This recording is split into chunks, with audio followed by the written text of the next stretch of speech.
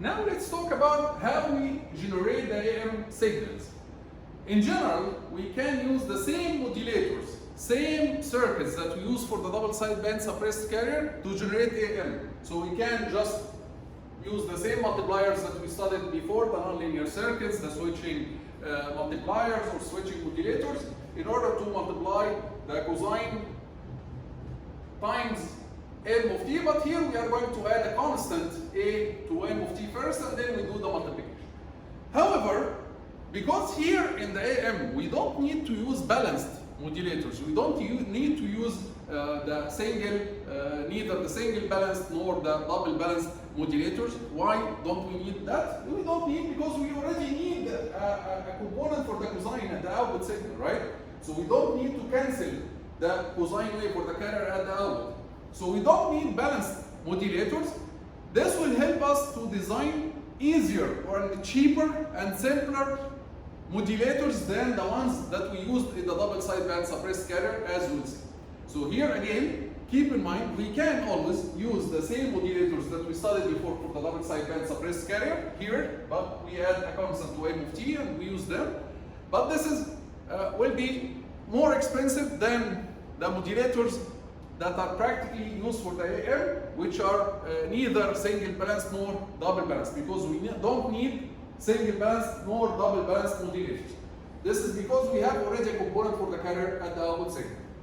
So this helped us to design a very simple modulator, as you will see. The circuit for the modulator to generate the AM, it consists of only one diode, compared to the 4 diodes used in the switches in the double sideband suppressed carrier modulators. Here we are going to use one diode only, one resistor, and then we are going to connect our signal m of t. This is our voice, this is our information signal, in series with C cosine omega ct, in series with a sinusoidal source C cosine omega ct, and then we use a bandpass filter centered at omega c. Okay? And then we take the output after the bandpass filter. The output should be, as you will see, phi am of t.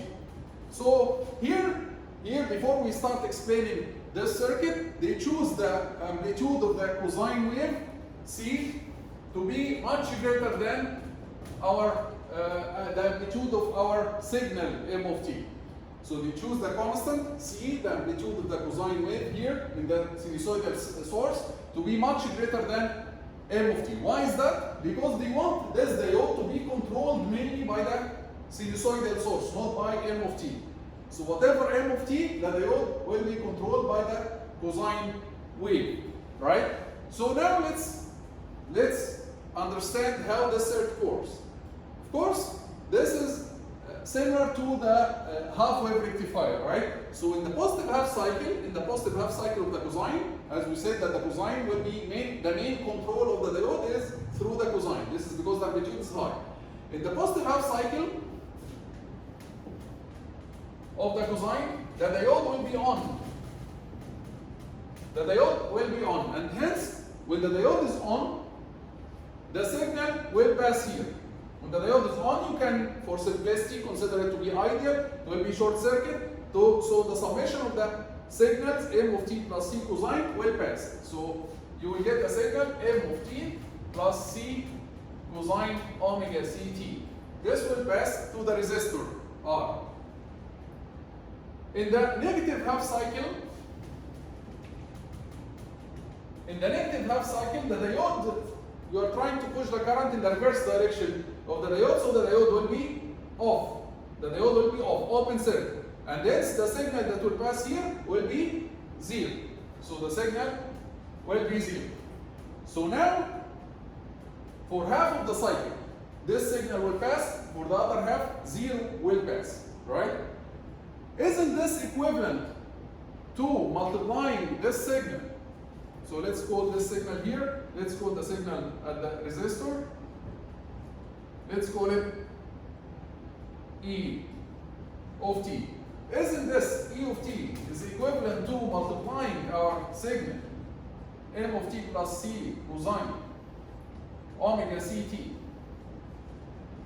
by a periodic wave 1, 0, 1, 0, and so on, with a period or with a fundamental frequency omega c, because for half of the period it will be multiplied by 1. For the other half it will be multiplied by 0. For the next half, 1. For the next half, multiplied by 0. So this is equivalent to multiplying it by 1, 0, 1, 0. It's similar to the switching modulators that we studied before. But here we are using only one diode, right? Since this is equivalent to multiplying our signal 1, 0, 1, 0, the diode is half of the period on, half of the period off, then this is, we can write it mathematically as multiplying our signal by the Fourier series of the signal. What is the Fourier series of the signal? The Fourier series of the signal, we calculated it before many times. So it was half plus 2 over pi cosine omega ct minus 2 over 3 pi cosine 3 omega ct and so on. And then cosine 5 omega ct and so on, right? So this is the Fourier series of the signal. Now let's focus on two important terms. If we multiply m of t times cosine, we will get 2 over pi m of t cosine omega ct, right? And if you multiply half times this cosine, we are going to get half, we are going to get actually c over 2 cosine omega ct. In addition to other terms. But let me tell you before we continue that these are the only two terms, that will exist around omega c. This term, it will exist around omega c like this. The first term, 2 over pi m of t cosine, and the second term will appear at omega c like a delta function, because this is a constant multiplied by cosine. These are the only two terms that will appear around omega c. All other terms, all other multiplication or multiplicative terms, when you multiply m of t times a constant, for example, it will appear in the baseband. When you multiply cosine times cosine, cosine the sum plus cosine the difference. Cosine times cosine, it will give you half cosine the sum plus half cosine the difference. Cosine the sum, it's 2 omega c. It will appear at 2 omega c. Cosine the difference will appear at 0. Again, so it will give you here and here. Right? When you multiply cosine times cosine omega ct times cosine 3 omega c t, it will give you again cosine the sum, which is 4 omega c. Cosine the difference is again 2 omega c. So all other terms, and you can try by yourself, all other terms except these two terms, they will appear at either the baseband or high frequency. These are the only two terms, I'm going to put them in blue here. These are the only two terms that will appear at omega c. So if we use a bandpass filter centered at omega c, if we use a bandpass filter here centered at omega c and with the bandwidth of 2b hertz, or in radian per second, 4 pi b radian per second. Don't forget, don't get confused. If you use hertz, it will be 2b hertz or 4 pi b radian per second.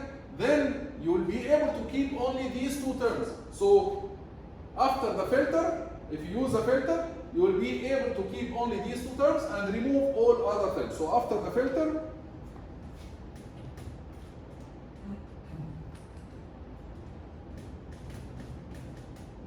after the bandpass filter, the output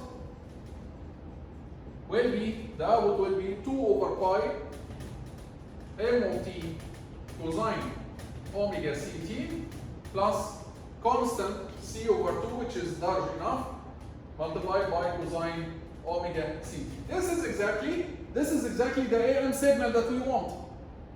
The AM signal that we want is m of t cosine and the constant multiplied by cosine. Here, this is what we have. We have a constant multiplied by cosine and we have m of t multiplied by cosine. Although there is a constant, but we said before many times that multiplying m of t by constant, it doesn't matter because this is just an amplification factor. You can get rid of it by an amplifier or something, right? So this is now our AM signal. We could generate our AM signal using a very simple circuit that has only one diode, one resistor, and the regular filter that we use all the time. Okay, so now we were able to generate the AM signal using a very simple method. Okay, much simpler than the what we used in the generation of the double sideband suppressed carrier. We'll stop here and we'll see the demodulators of AM in the next video.